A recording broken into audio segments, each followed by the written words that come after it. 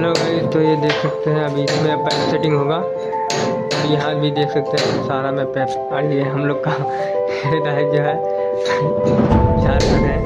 अब हम आपको बताने वाले हैं कि एक रूम में कितना बोर्ड लगता है। तो एक रूम में 3 बोर्ड लगेगा। एक टीवी के लिए, ये टीवी के लिए जो दिए हैं 4.5 दिए हैं।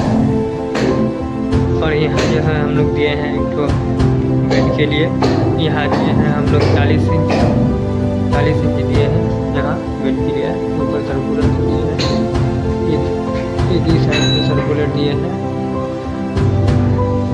एक भी दिए हैं यहाँ गाइस 12 मॉडलर। हम लोग का ऊपर हम लोग का ज़्यादा पॉइंट भी नहीं है, इसीलिए हम लोग 12 मॉडलर दिए हैं। इसका हाइट है 5 फुट में दिया है इसका हाइट।